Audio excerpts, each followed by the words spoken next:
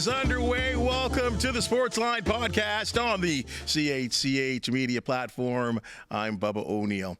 What a weekend of sports it has been. So we're going to talk about everything, at least that I would feel was a little bit of, controversial, we'll say. So what we're going to do, as we do a lot of times on the Monday Sportsline Podcast, is a little square off. And over the year that we have done this podcast, there is always one person that's willing to have a debate, and that is our guy, the columnist from the Hamilton Spectator, Scott Radley. Happy New Year, bud. I don't know if you can still say this anymore, but I will say Happy New Year to you. Happy Thanksgiving, Merry Christmas, all the rest. I don't know. By the way, I got to ask you, I've never mentioned this before. That little intro music, did you guys hire Leona Boyd to do that or something? It's very like classical guitar. There's a little funkiness to it. There's a little classiness to it, Very Leona Boyd. Very Canadian. Jazz, a jazzy funk, I like to call it. There you go. Hey, first of all, before we get into what was, as I said, an incredible weekend of sports, and I know that you and I were hot and heavy on the texting because you were infuriated with a lot of things, so it was obvious that you had to be here. First of all, though, over the new year, you had a nice trip. Yeah, well, just before a real the nice new year, trip. Just before the new year, yeah. We had, let me just back the story up a bit. We went to Hawaii. My wife and I went to Hawaii. That's somewhere she'd always wanted to go, and that was great. But we had a number of people our age who had suddenly expired that we've known over the years. And then if you go back even further, there had been a column by a columnist out of the States who was saying, I'm going to go cover the Paris Olympics, and I've been doing this job for 40 years, and then my husband and I are going to take the trip we've always wanted to take, except he dropped dead of a heart attack 2 weeks ago, so I'm retiring immediately. And you start to say, what are we waiting for? Yeah. Right. You got it. Like not going crazy, but once in a while, if you've got something that, again, my wife has always wanted to go to Hawaii. Why would you not? And so we just decided, let's do it. And if you've never been, this is for an ad for the Hawaii Tourist Bureau. Do it. Amazing. Yeah. Amazing. I've heard it's a very expensive. Yes. But I think what I've also heard, and I think you kind of echoed to this, it is everything that the Caribbean offers, but there's just so much more because it does have a little bit of North America in it. Very safe. Felt very safe and beautiful and clean. And yeah, if the Hawaii Tourist Board is listening, I'm willing to go again. If you want to send me for any particular reason, I'm not above it. No, it was amazing. Beautiful, right? Amazing. Yeah, absolutely. And again, it's one of those things that you put. This is getting really deep, and this is not what we do here. But this is fine. Philosophical, but like you save and you wait and you plan for the future, and at a certain point, you start seeing these people who are around you not having that opportunity. And so you say, okay, you know what? It's good to plan for the future, but it's also good to do some stuff now while you can. This is the Sportsline Podcast where we teach you about life, not only sports. But you are completely true, because it's only till you get into a certain part of your life where you start to hear that kind of talk. And because you're right, I myself, friends along the way that have, out of no reason, are no longer with us, and it sucks. Look, you had a situation a few years ago. You had a health emergency.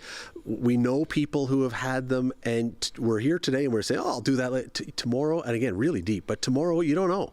Yeah. You're not promised tomorrow. So if you can do it, and if it's not, this is not something we're going to be doing. We're not clearing out the retirement fund to go away every week, but, it's okay. Speaking of tomorrow, there is tomorrow for some teams this weekend that were participating in the NFL playoffs, and some teams where there is no tomorrow.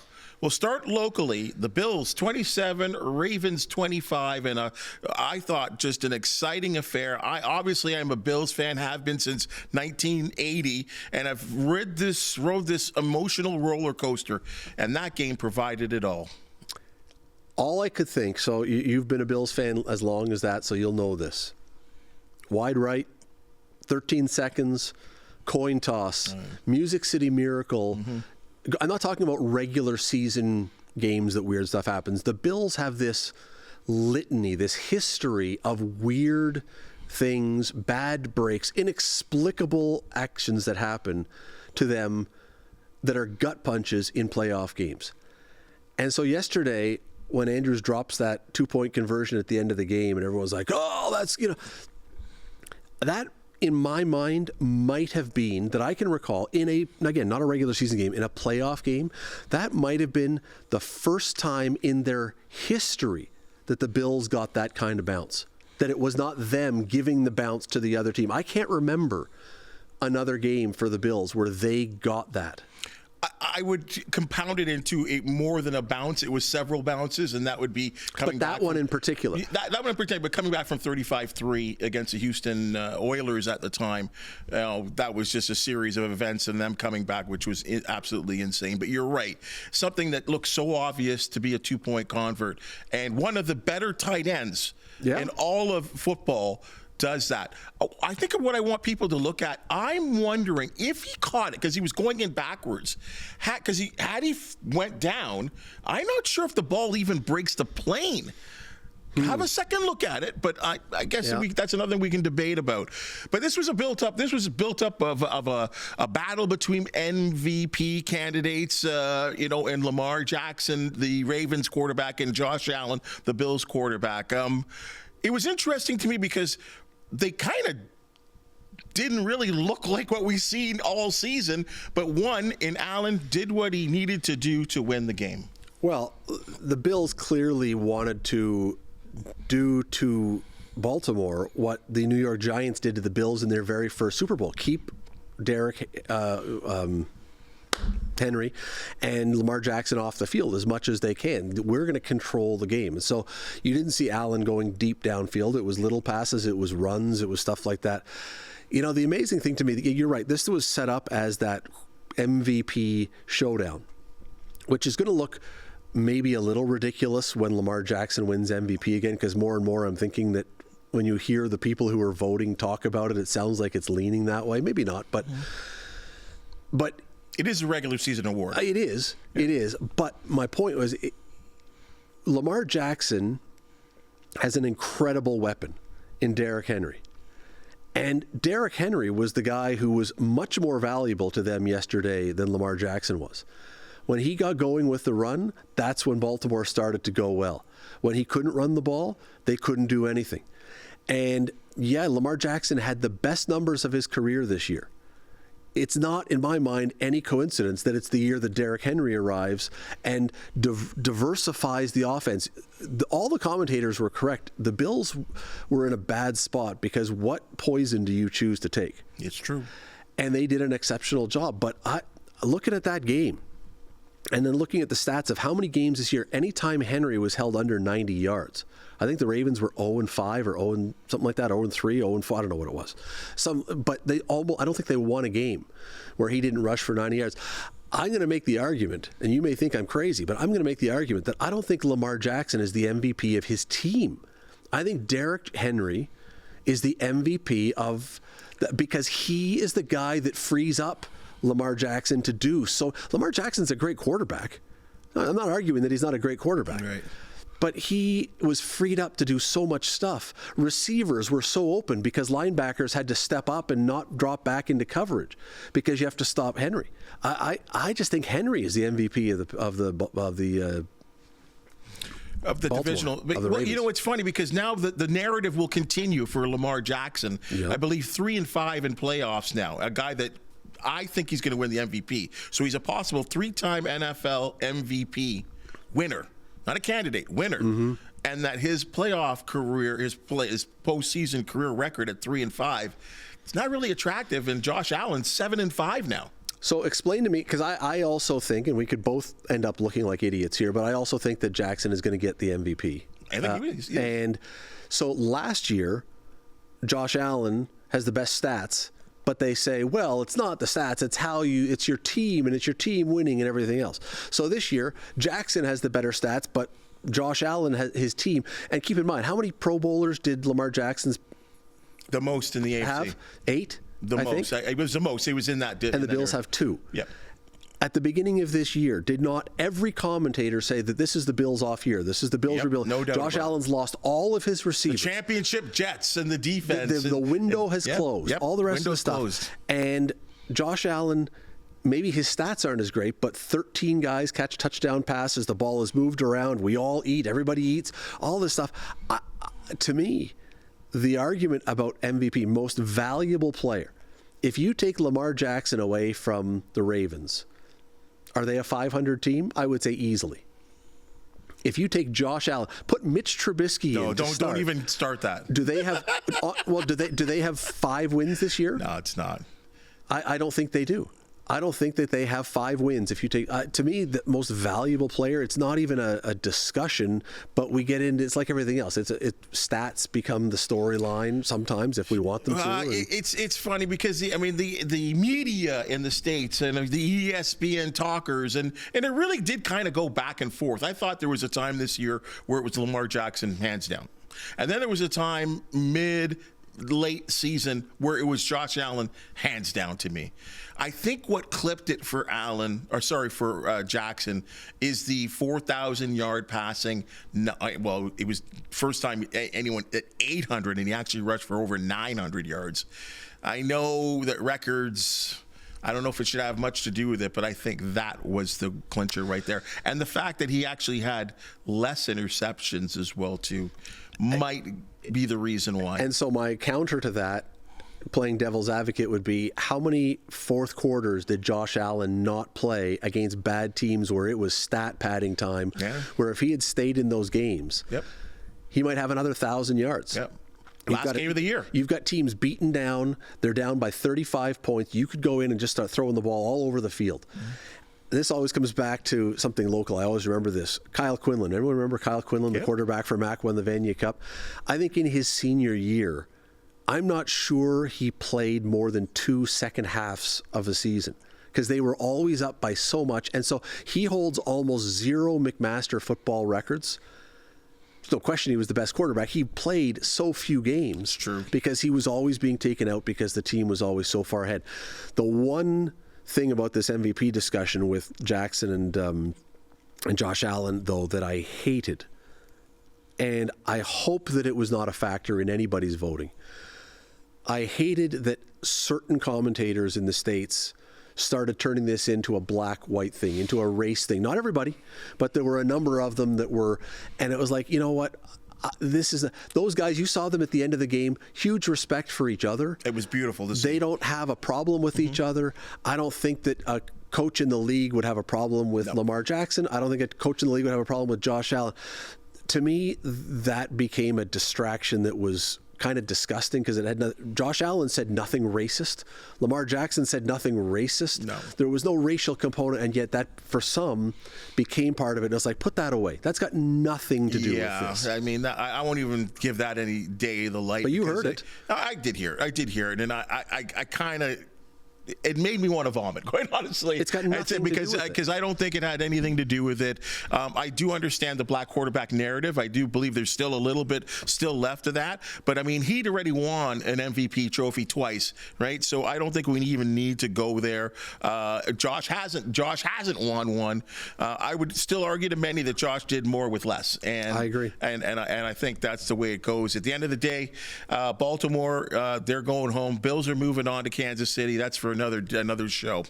Commanders 45, Lions 31. Holy mackerel. I thought there was a lot of people that thought the Commanders could compete, but the Lions coming off a bye week, the greatest show on turf, at home, starving crowd, everything weighed in favor of the Lions, and from the opening quarter, this one looked like this could be a ball game, and it was. 5 turnovers? Yep. That's the end. 5 turnovers. You can't turn the ball over 3 times probably and win that game. But 5, you can't do it. In the NFL, the margins between the really good teams are small. And you give a team 5 possessions extra, you're going to lose. And you're not only going to lose in the short term like that, you might give up some points, but the other team, the confidence, Daniel's confidence just builds and builds. You know, the one thing about Lamar Jackson yesterday that we said early on, because of the struggles he's had in the playoffs before, my son and I were sitting watching saying, after those 2 turnovers, is it now in his head? Does he start to overthink stuff? Well, the inverse happens with Daniels. When everything starts going well, does he just go, I can do this? Lions? Who cares? They're first place. I don't care. I can do this. I think Jalen Daniels, and again, I go back to 1980 when I really started to lock in on the National Football League. He is the best rookie quarterback I have ever seen. First of all, I didn't think this team had a chance to make the playoffs. They had an unbelievable season. They won 12 games, I believe, and add on 2 playoff wins right now. They just beat the top seed in the NFC. How many? He has six wins this season within the last 6 seconds of a football game. And when you shoot him, or at least my TV talk here, when the camera's iced on him, he's just sitting there, no expression, not nervous, seemingly enjoying the moment. He is I can't, when I look at the NFC Championship now, and I know that's next week's prediction, but how different is his look when you're talking about shooting him on the sideline? If those 6 games that they win in the last second, if they don't win those, how different is it? And again, it goes to confidence. He believes that he can do it. Suddenly those games go the other way, and you become Caleb Williams in Chicago and stuff, where you're like, oh, okay, now nothing's working and nothing's going right, or Justin Fields or these guys, because your confidence is getting shattered. Confidence is an amazing thing. And so, we'll see next year. Like this year, they're rolling, and we'll see next year if some of those, because in baseball, often they'll say, oh, those one-run games. Some team that gets to the playoffs because they've won 35 one-run games. Well, often the pendulum swings the next year. You don't get all those breaks, and suddenly half of those go the other way, and you're in trouble. We'll see next year if he keeps this rolling, or if some of those go the other way. Does some of that confidence waver? But I mean, right now, man, he looks like he's just out there, as you say, playing around, and who cares? It's house money at this point. House money, and I could see them going into Philly and beating them. They've already done it once this year. All the pressure's on Philly. Absolutely, it looked like somebody pointed out that it was so Hurts injured his knee in the second half. And somebody pointed out in the post-game interview that it looked like he was on a Percocet for pain. That he, I honestly, but I wonder, if he's not more hurt than they're going to let on. And if that, they were even questioning in the end of the game yesterday when Philly was at the 1-yard line, and they're trademarked the tush push, if he was even able to do that. That might hurt him, yeah. And if he's out, wow, now Washington really, you got to give Washington a huge chance. I mean, look, Saquon Barkley is amazing, but you still have to have a quarterback and a threat of the passing attack if you want to have a running game. Because if you don't have that, everybody just stacks the box. And I don't care if you're Saquon Barkley or a Mack truck, you'll eventually stop them, because if we're gunning for only to stop the running game, any team can stop the running game. Now, you're giving up an awful lot downfield. Right. But if you don't have a quarterback that's going to hit those passes, now you can just concentrate on Saquon Barkley and say, all right, we'll dare you. If it's not Hurts, we'll dare whoever's in there to beat us until he shows us he can, and we'll just stop there. I love Washington's chances at this point. Did Detroit choke? Of course. And any time the 1 seed that's been as good as Detroit, now they have a lot of injuries, but anytime the 1 seed plays at home in a playoff game and gives up 5 turnovers. If they had not turned the ball over and played really well, and Washington just outgunned them, I would say, no, they didn't choke. But 5 turnovers, that's a choke. The 45-31 score almost made the Lions look okay a little bit.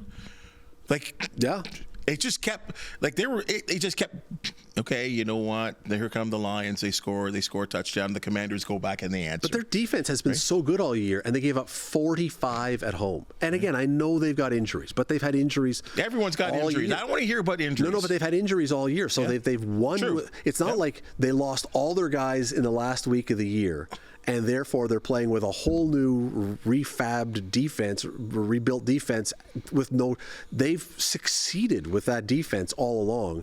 So it's not an excuse. They got torched for 45 at home. That's just, you know what?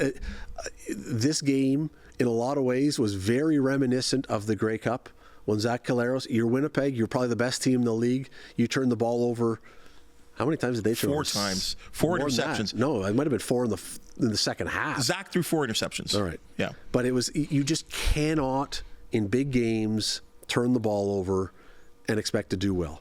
No, I don't care who you are. What I'm worried about the Lions just going forward as they look forward and try to, they went to the championship game year prior. This bit of a disaster. Well, it was a big disaster.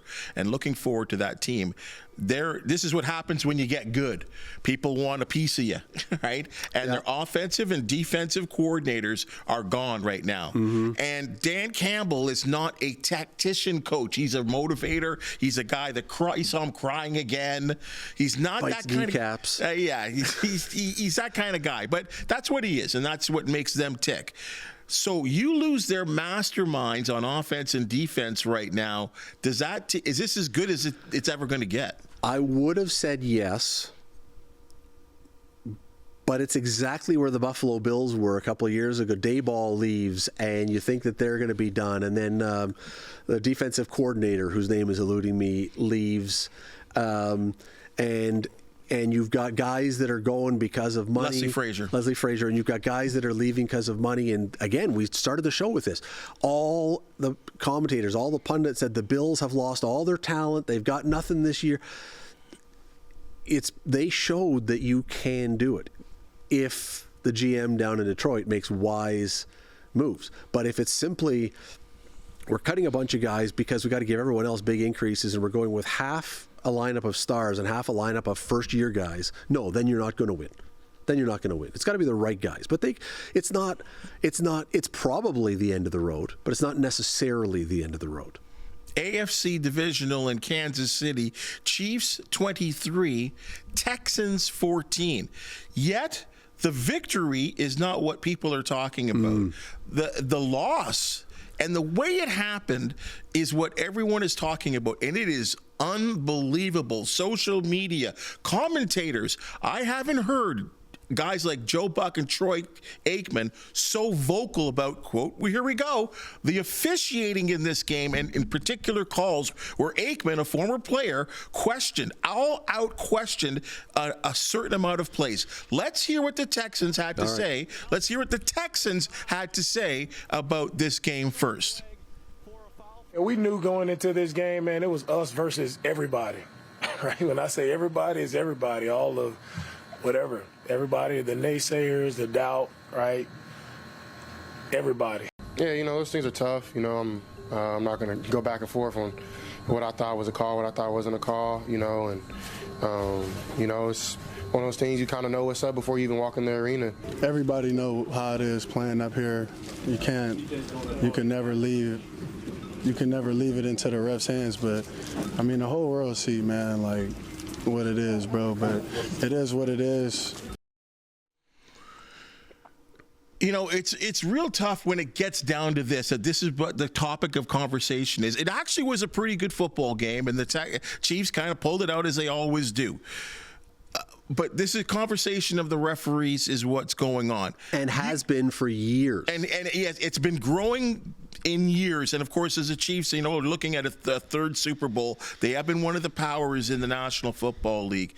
You had pointed out to me there were at least 9 calls. I actually found a roll of tape that in that game alone, I believe it was 9 calls that were either ignored, missed. So I'll ask you, do the Chiefs always get the call? Okay, so that one, if you look at it, now the ref was obscured, but doesn't actually touch his helmet, or if he does, it's like with a whiff of paper. This is the hip drop tackle, which is a point of emphasis this year in the league. No call against Kansas City. This one is ridiculous. Running around, and he didn't give himself up. That's not a quarterback giving himself up. That's just a guy going down like any other person would do.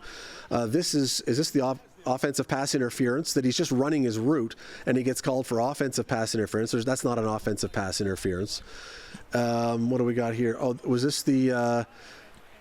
that's the hold on 74 off to the side there, which they don't ever get called in. Now that's a possible. If that's Mahomes, a lot of people say that's a roughing the passer. That one, a lot of people say he was at the first down marker. That's hard to say because that yellow line is not a real thing. I thought it wasn't close. Number 74 here. This is the one to me. Number 74, the right tackle jumps on almost every play. If you watch, and here's a kick that was the missed kick where he is offside, and guys get called in the NFL all the time for lining up in the neutral zone. They've got a finger in the neutral zone. And so here's the thing, is that you can say that, it's all over social media and everything else. You can say, all right, those were just some calls here or there. Those were some that were missed. But there is a repetition to this, and it's not just us, and it's not just Bob on social media. Again, when Aikman and Buck and the players and the coaches are now talking about it, like everybody knows this is what happens. Whether it's a legitimate thing or not, it's a thing. Because when the perception has become that the officials gives preferential treatment to the Chiefs, it's a thing the league needs to take seriously. And when you now have tons of tape, again, the one that drives me the most nuts, that number 74, Taylor, I think is his name. Watch a game. He false starts 50% of the time.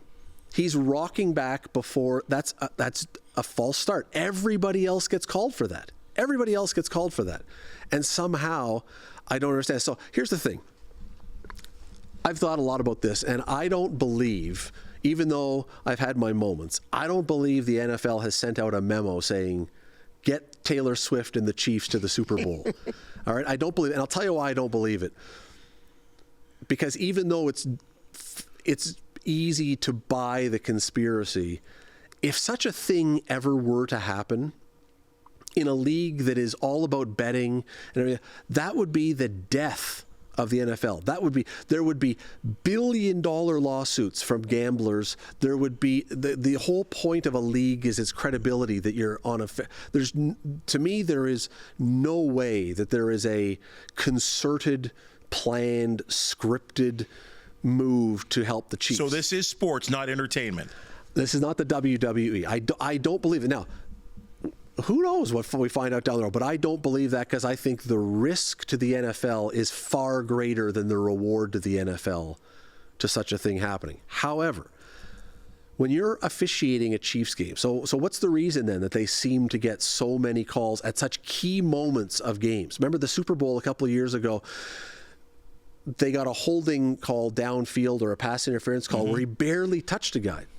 And at the time, I think Chris Collinsworth was called the game. He goes, we see that every play about, and they never call it. And here with the game on the line, they give the Chiefs the game, basically. And you say, all right, so if it's not a fix, why is it happening? I believe that if you're an official calling a Chiefs game, you know, first of all, that's the biggest game of the week because it's the Chiefs. They're the defending champs. Mahomes is the face of the NFL. You are subconsciously hyper attentive to anything that involves that team. It doesn't explain why 74 never gets called for a rocking start, but it accounts for why little things that other teams don't seem to get the call, the Chiefs get the call. In the Lions game, Goff, do you see the hit where Goff got just smashed in the face? If that happens to Patrick Mahomes, I guarantee you that's a penalty. In the Bills game last night, Lamar Jackson got hit late by Milano out of bounds a little bit. Everybody knows. Twitter went nuts because everybody knows if that's Patrick Mahomes, he's getting that call. And so to me, it's a hyper focus on that you're quick with the trigger. But why the Chiefs? Because they are the team. They are the brand. Taylor Swift is there. They are the highest ratings. You know, if you're an official assigned to that game, you're almost certainly getting the highest ratings of the week. More eyes are on you. And heaven forbid you be the official that lets a late hit go on Patrick Mahomes, the face of the NFL, and he gets hurt and he's out for the season. Heaven forbid you're that guy, because you know you're going to walk into that referee's room or the following day when you're being reviewed, and they're like, why did you... So I really believe it's just they are quick on the trigger because of a subconscious thing that we know how big this game is. Well, Patrick Mahomes has been getting the call for so long. You do remember the Bills and Chiefs when they played, and there was a pass interference, I believe, that was called. And at the end of the game, and the quarterbacks coming together, and yes. like Mahomes couldn't even have a greeting with Allen. He went crazy about the call and then ran off the field. And in this press conference wouldn't relent as well too. Talked about the fact that they didn't get the call. So they're in a tough situation here. It's a thing that, as I say, when it's become to the point where the Texans players and coaches, and we occasionally, you'll occasionally see a guy in any sport after a game who's had a tough call, and he'll make some kind of comment, I didn't like the call or whatever. You had a coach and 3 players, and I don't know how many other guys were even asked about it, because probably if you asked other guys, they would have said something too. You had 4 guys from a team willing to publicly say, we all know this is what happens. So if I'm a bettor, and you and I have talked, I don't gamble. But if there was such a thing, if there was a prop bet for this week of 2 controversial calls in favor of the Chiefs, I would take the over on the prop bet, because you if you're the other team now, you have to build it into your game plan. There's going to be controversy. When was the last Kansas City game where at the end of it there was not discussion of a controversial call? It's every single game. Every game. The game this year against the Raiders, where the center glitched, the end of the game. But they came up with some rule that even the announcers wait, that's not the rule. And another official didn't even call it. Other officials didn't even call it. Other officials running in, calling time and waving it off, and then they say, no, that's not what happened. So it's happened too often for it not to be a storyline. It's happened too often for it not to be a storyline. And that's why, even if the Chiefs were to beat the Bills and go win a 3rd straight Super Bowl, I don't believe the Chiefs will be, at least in this generation, celebrated the way other great teams of the past have been, even though they'd be the first team to three-peat, because so many people will say, I think every team kind of, there's some New England's got a lot of buts too. Okay, hold on. Right? Yes, but I just watched something today before coming in here where someone had gathered together, and you can find it on Twitter, you can find it online. It's a video, and they said, I keep hearing that Brady used to get all the calls that Mahomes got. And it is 5 minutes of Tom Brady getting blasted after throwing the ball, late hits, full body contact, landing, all the stuff. And it's like, wait a second. No, I don't think sure, they got the odd break here and there. But I don't believe that, maybe it's short-term memory, maybe it's recency bias. I don't believe the Patriots got the same volume. The tuck rule.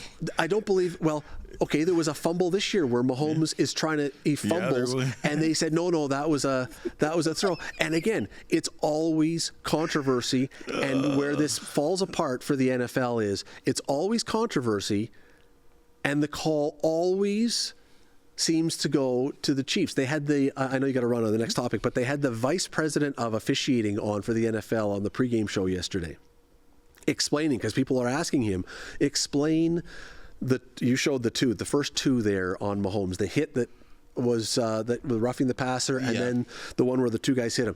And he went on there and he, broke it down by the letter of the law, this is okay. But that doesn't seem to be the application with other guys. That's the problem that people have. Not that you've applied the rules. Mm-hmm. It's that, but when you apply the rules, why are the rules then not quite the same? Why is there a Mahomes rule? I'll tell you one more thing, and this is really probably very unsportsmanlike, but if I was another coach, and not in the playoffs because the it's too much, it's too costly, it's too important right now. But next year, if Patrick Mahomes decides he's going to play that game where he runs toward the sideline and then slows down, that move, I'm telling my guys, if he's near the sideline, even if he's heading out, you hit him and knock him into the 3rd row. If he's going to play that game, we're going to get 15 yards anyway. So I am going to take 15-yard penalties 2 or 3 times, and he will stop because it'll hurt. He will stop doing that. You can't do it in the playoffs. Because he'll keep getting the call. Yeah, but you're getting the call anyway. So make it work. Get your money's worth. Yeah, get your money's worth. So I actually agree with that stutter step move on the sideline. That's got to stop. It's almost unfair, really. Kind of just stretching the rules a little too far that in his favor there. There was another play later in the Texans game where you could see him coming down the sideline, and there were 2 Texans defenders who didn't touch him.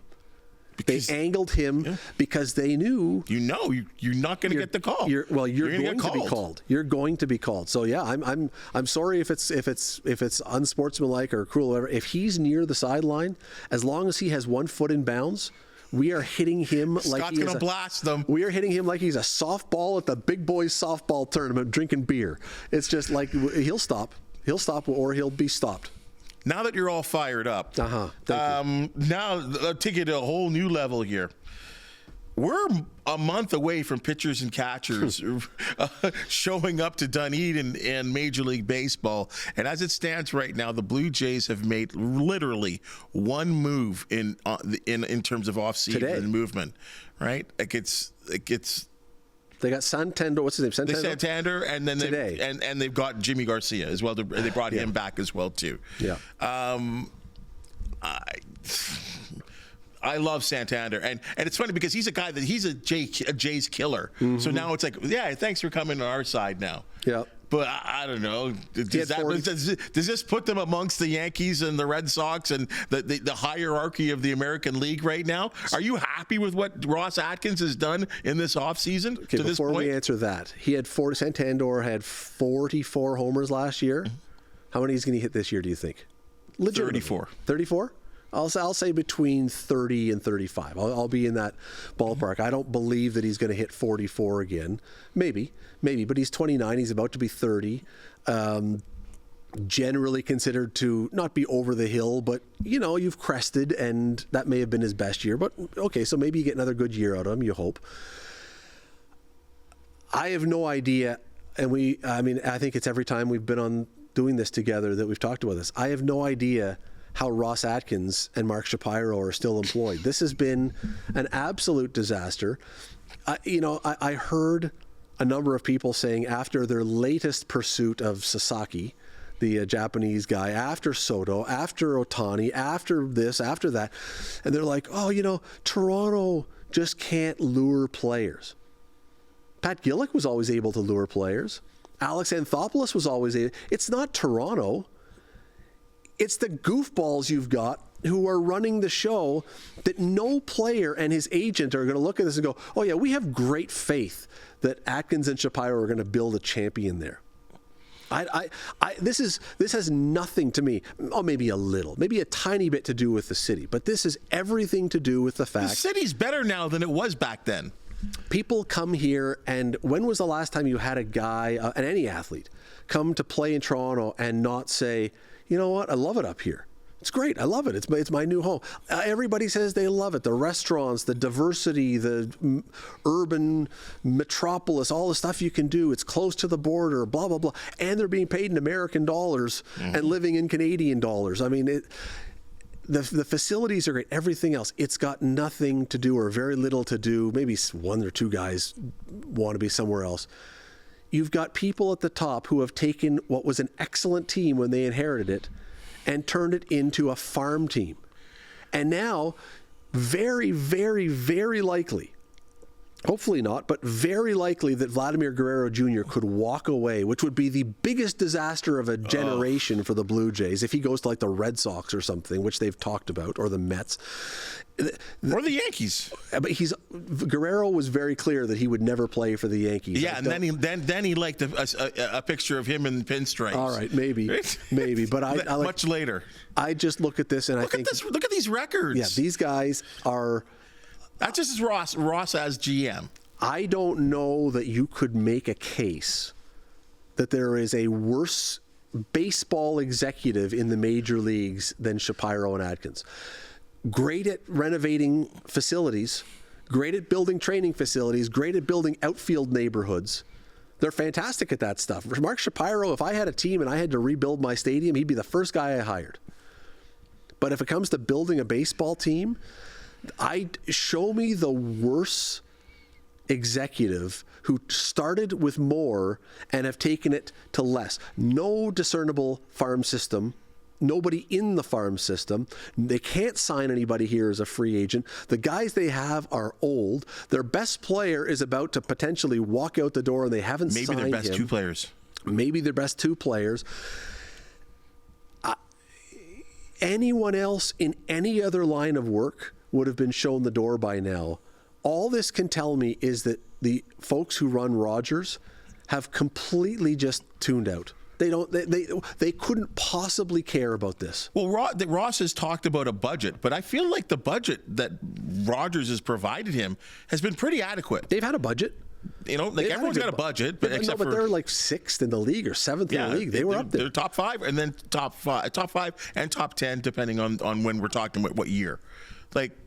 I don't know why they continue to struggle like this. And now, at the time we're taping this, we don't know the details. So the Santander signing is unofficially official. I think it's pending a physical at the time we're taping this. And I haven't seen anything about what the terms are. But I'll tell you, I bet that the terms are far higher than that guy should have made. Because now because of them, you're having to overpay to get anybody in here, which is now going to hamstring you when it comes to having other guys in the budget. They are the worst executives in baseball. But okay, so then what's going on here? Because we're being told that the Jays have been on everybody. Like all the high-end guys, the Sotos, we've been hearing about this, Sasaki, they're in. And even some of the top MLB insiders are saying, or when they listing teams, the Jays are in it. And do you believe that? Do you believe that? I don't believe it for a second. I don't believe the Jays had a 1% chance of signing Ohtani. I don't believe the Jays had a 1% chance of signing Soto. I think what the Jays are is a necessary fool that don't understand they are being used to create leverage so those guys can get bigger contracts with other teams. They have no intention. This reminds me of back in the day when Hamilton was that for NHL teams. If you don't give us a new arena, we're moving to Copps Coliseum. Nobody was ever coming here. Jim Balsillie tried to do it, and I think that he legitimately tried to. But before then, we heard the Canucks were going to move here. At one time, we heard the Oilers were going to move here. At one time, we heard all kinds of teams that were going to move here. Penguins. But they were never really coming. Hamilton was the threat. We were the fulcrum for the leverage that you can push down and say, we'll go to Hamilton if you don't give us what we want. And eventually, that's what the Jays are. That's all the Jays are. You think that Ohtani gets $700 and whatever million if the Jays aren't saying, we'll give you $700 million? No, the Dodgers, he probably gets $500 if the Jays aren't doing that. You think that Soto gets what he gets if the Jays aren't the useful idiots who are providing the pressure point for Scott Boras and all these guys to drive up the price of their guy? So we're just a bunch of puppets. These guys are. Pat Gillick wasn't. Alex Anthopoulos wasn't. Gord Ash wasn't. There have been great general managers here who have not had a problem getting guys to come to Toronto. They traded for Ricky Henderson. They signed Dave Stewart. They got Dave Winfield. They got Paul Molitor. They got all these guys who wanted to come here. Jack Morris. Did I say Jack Morris? Jack Morris came here. All these guys back in the day. Toronto was never a problem when you're winning and when there's a belief that the people running the team have some foggy clue of what they're doing. But again, Shapiro and Atkins, I'm ranting now, but Shapiro and Atkins, you got them here from Cleveland. What did they do in Cleveland? Nothing. So somehow in Cleveland, they're geniuses. They never did anything. Their teams were never any good. Once I think they made the playoffs. But their teams were never any good. They come here, they destroy the franchise, they gut the farm system, they've not built the farm system, they can't lure anybody, the teams are worse than they were before. That idiotic trade again with Cleveland to get international money by taking on a huge contract of a guy who's probably going to be in AAA all year. Oh, he's no good. He's still got one of the worst batting averages in all of baseball. They are hopeless. And the only way this gets resolved, I'm convinced, and it will never happen. I remember back in the day when Jim Hunt, Shaky Hunt? Sure. Before, when it was a rough time for the Jays, he says, you know what should happen is the fans should just boycott. And I think they had the biggest crowd ever that night after he said that. But if the fans would stay away and say, screw it, you're going to be playing in front of Oakland A's level attendance. That's maybe it's never going to happen, but maybe Rogers then pays attention. But as long as you're still selling the place out and selling beer for $18 a can or whatever it is. But they got the new, they got good food choices now.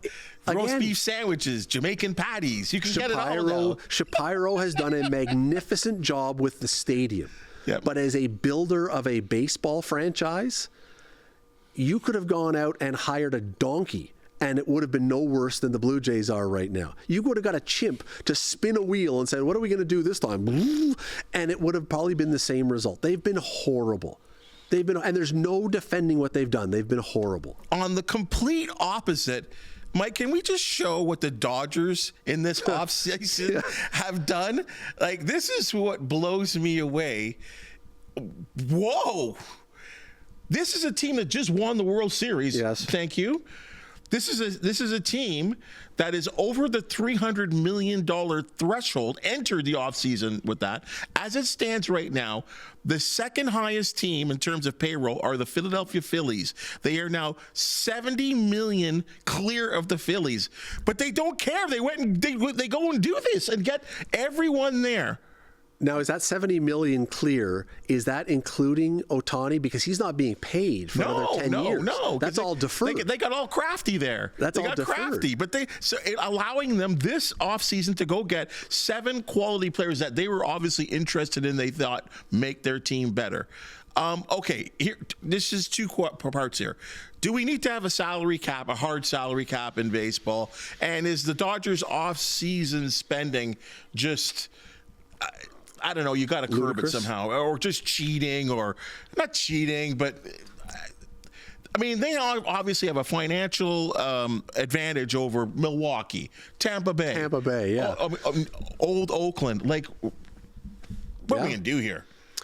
So, I don't love salary caps as a rule because, look at the Leafs, for example. Like, if you are a team that is the biggest draw in hockey, somehow to me it seems like there should be some advantage to you that you can use some of that economic might to better your team. Why should the Leafs be handcuffed to pay the same as Arizona, where they couldn't fill some days a 5,000 seat university arena in the past? That doesn't seem like it's right. However, if a Major League Baseball salary cap does come, it'll be because of the Dodgers, because enough teams will finally, like, remember, the governors are going to have to vote on this. Enough of them will say, this is ludicrous. The Dodgers right now probably have, all 5 of their starters would be the ace on any other team, probably. Pretty much. You're going to have a bullpen that would be the best bullpen, unquestionably. Your lineup is like, you think back to the Yankees of the 90s, the Jeter, Bernie Williams, Posada, those were really good teams. They didn't have anywhere close to this number of big money and star players. There were, even on those Yankee teams that won all those World Series in that era, there was the odd soft spot in the lineup. Or you could get to a 4th or 5th starter and go, okay, we may not beat Clemens today when he was still really going. We may not beat David Wells when he was really good with it. But we'll get down to number 4, and there's our guy. We'll get wins against 4 and 5, and we'll take 2 out of 4 or 2 out of 3 if you're lucky enough to get those. Dodgers, you don't have a single day. And they've probably got, I don't even know, I haven't looked at their farm system. They've probably got 3 guys down there that would start for most teams waiting at AAA. Yeah. So, I don't know. It's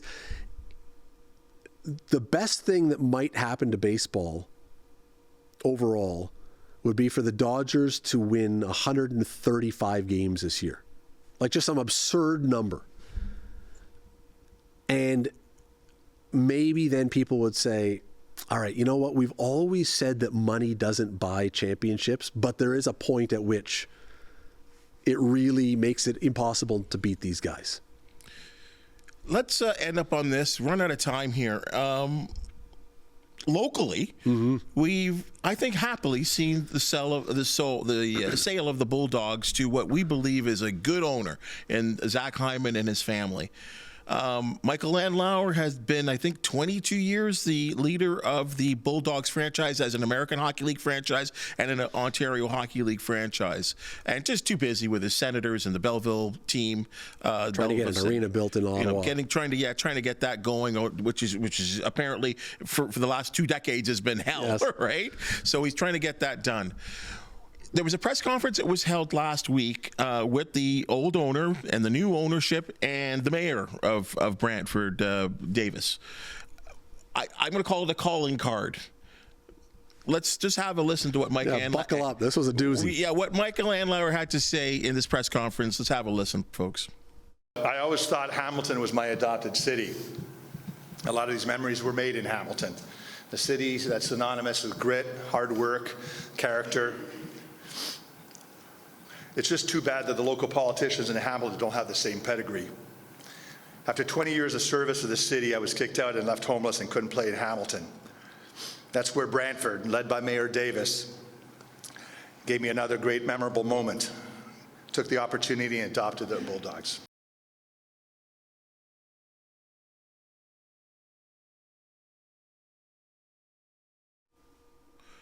Interesting enough, on my social media page, there was a lot of people that weren't happy with Michael for saying that. And then there were some that were very happy that he said that. What were you saying? For a number of years, it's become very obvious that he has tangled with Hamilton City Council, that hasn't had a great relationship with them, that they have not, I don't think, ever seen him as that big a deal, really. And best I know, certainly to me, when talking to me and probably to you, he's kind of always bit his lip and been the politician. He's not a politician, but sort of, you know. No. And I think it just bubbled out that's, you know, I think his frustration with Hamilton. Look, he came to Hamilton Council 6 years ago with a proposal to build a rink at Lime Ridge Mall with $30 million of his own dollars. And Hamilton Council, I think, could have very easily said, look, thank you. We don't love the idea. We're not really interested in putting tax dollars into this, but really appreciate you coming forward. They grilled him. They grilled him like he was a defendant on a witness stand. I thought that's an odd way to treat a guy who's running a foundation that's feeding thousands of North End kids and keeping the lights on in your arena for 2 decades. And, you know, you look at the reverence, I don't know if that's a good word, in which Bob Young is held in this city. Guy saved the Ticats. He kept the team here. He's kept the football franchise around. And I've got no problem with Bob Young being treated that way. But Michael Landauer saved the Bulldogs. They were about to go kaput. And as I say, kept the lights on, provided 2 outdoor games, 3 championships, all kinds of other things. And I don't think that he ever got treated with any kind of sincere respect. I can't tell you, maybe with one exception, I can't tell you the last time that I saw a city politician at a Bulldogs game, ever, when they were here. Every Brantford politician was at the press conference.